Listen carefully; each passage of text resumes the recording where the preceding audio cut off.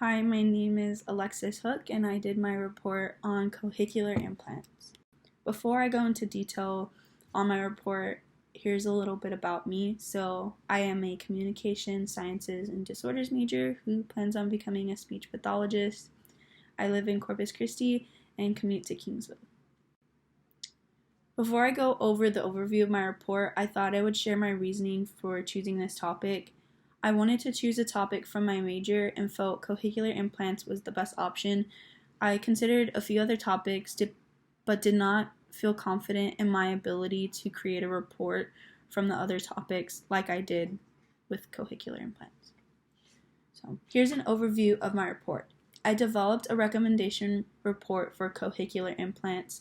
3 brands of cochlear implants are divided into 6 categories: reliability, sound quality, quality of internal device, quality of external device, design and features. The report focuses on the 6 categories and ultimately help choose the best cochlear implant. Before I go into detail on my report, I thought I should explain what a cochlear implant is. So, a cochlear implant is an electronic device used by individuals who experience hearing loss. The cochlear implant provides a sensation of sound and directly stimulates the auditory nerve. And then here are the components of a cochlear implant. So in this image, they point them out. So transmitter and receiver do the same thing. So they are both responsible for changing signals into electric impulses and delivering them to the auditory nerve. The microphone detects surrounding sound, and the speech processor chooses and sorts the sound. So once again, here's the image of that. Okay. So the next 2 slides are going over my methodology. The first slide is the steps taken to complete my report.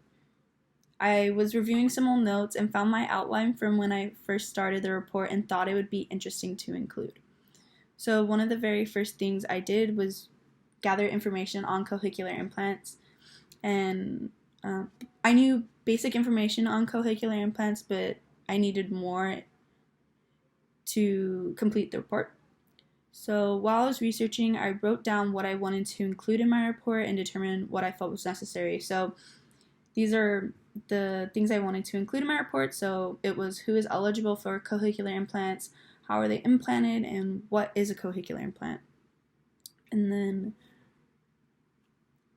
once I felt I had enough information on cochlear implants, I began to research into the brands. I gathered information on each cochlear implant by researching the websites and reading any information that they had on their products.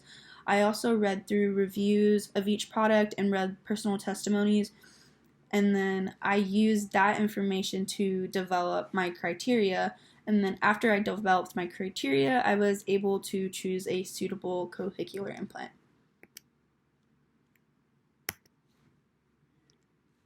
On the next slide. So the next slide is a continuation of my methodology. So I mentioned before the reasoning for choosing my topic was because I knew I would be able to find information on cochlear implants. I actually overestimated the amount I would be able to find, so I ended up developing this long list. So while I was researching, I was coming up with ideas in mind, and they were price, availability, battery, personalization, lifestyle, connectivity, lifetime access, audio processors, MRI compatibility, size, electrode array, speech processor, electrodes, sound quality, and design. After that, I realized I could not include that in my report. And because I was worried it would confuse my audience, I figured I should eliminate some. But then I realized that was impossible. I was only able to eliminate price and availability, but I ended up grouping the rest into 6 categories. And so here's my criteria for comparison.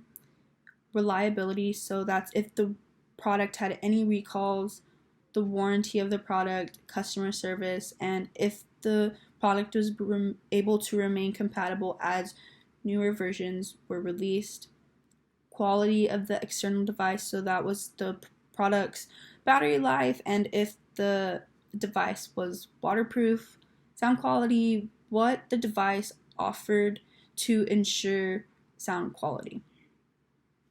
MRI, quality of internal device, so that's if the product was MRI compatible, the number of channels, and information on electrodes. And then I have design, which was the size and shape of the device, and features, so any unique features of the device. So here are the Cochlear companies and their products. So I have the Cochlear Corporation, and their product is the Cochlear Nucleus Implant. Then I have Med-El, and their product is the Synchrony 2 Cochlear Implant. And then we have Advanced Bionics, and their product is Hires Ultra 3D Cochlear Implant. So here is an image of the Cochlear Nucleus Implant System, an image of the Advanced Bionics Hires Ultra 3D Cochlear Implant, Med-El Synchrony 2 Cochlear Implant. So right here, this is the chart that was featured in my report, and the chart is just a summary of all the information I found on each cochlear implant. So I'll go through this right now. So for the Cochlear Nucleus Implant, I found that they were reliable, durable, and they were upgradable as new versions were coming out. They had a 10-year warranty, they offered lifetime access, coverage support, and personalized customer service.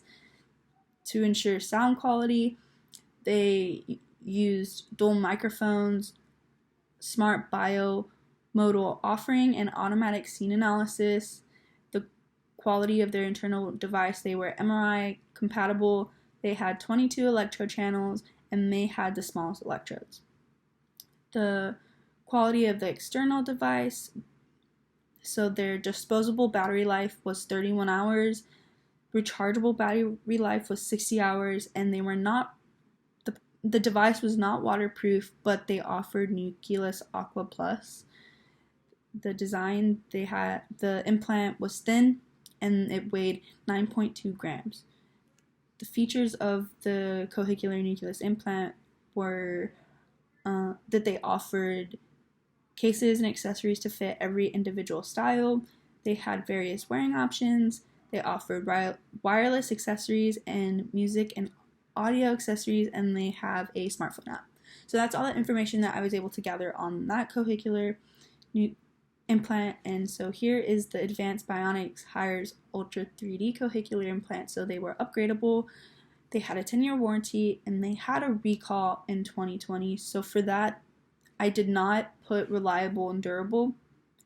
And then sound quality, they used dual microphones, and then they had, for their quality of their internal device, it was thin and flexible. They had thin and flexible electrodes. They had 16 electrodes, and they were MRI compatible. The quality of the external device, so the product was waterproof. The disposable battery life is 56 hours, and the rechargeable battery life is 17, and it weighed 11 grams.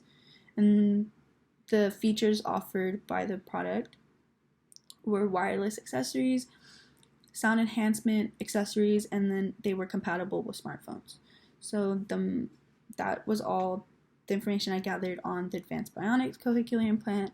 Moving on to Med-El's. So Med-El Synchrony 2 Cochlear Implant was upgradable, and they had a 10-year warranty, and they had a recall in 2018. So similar to Advanced Bionics, that is why durable and reliable are not included.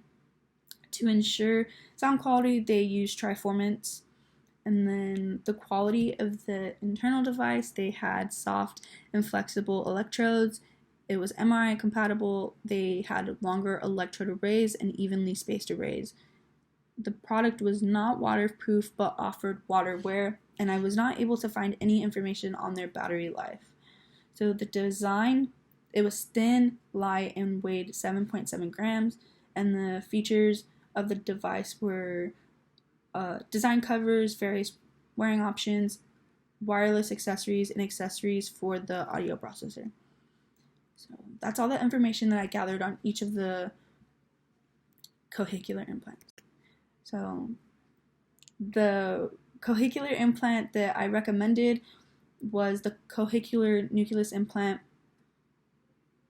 The cochlear nucleus implant is the best option based on the criteria, and I'll go into further detail in the next slide. So here's my conceptual model. Before I go into further detail about the model, I must say that all of the cochlear implants had many similarities. That is one of the reasons why you will not see sound quality on the model. Each brand accomplished the goal of restoring or improving hearing and offered great sound quality. While they may have offered different things to accomplish quality sound, the results were about the same. So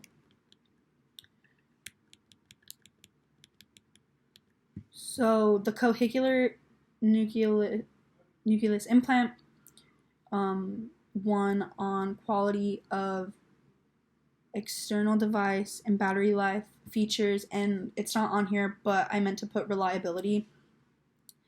And then Med-L won for design because they were the thinnest and smallest and weighed less than the other two. And then quality of internal device was given to Med-L, but I do think this was another one that was very similar to the other brands, but was ultimately given to Synchrony too because they had a few differing factors like flexible electrodes. And again, the weight was also very similar, but they ended up being smaller, which is why it was given to them.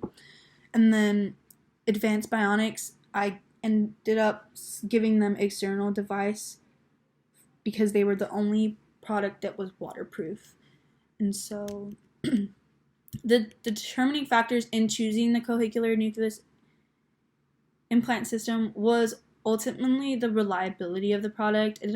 I did not think I could recommend a product that had recalls within the past 5 years, and Med-L and Advanced Bionics cochlear implants did have recalls. So that's why I recommended the cochlear nucleus implant. And I also liked the features offered and thought that there was more offered by cochlear nucleus implant. So that's why I recommended it.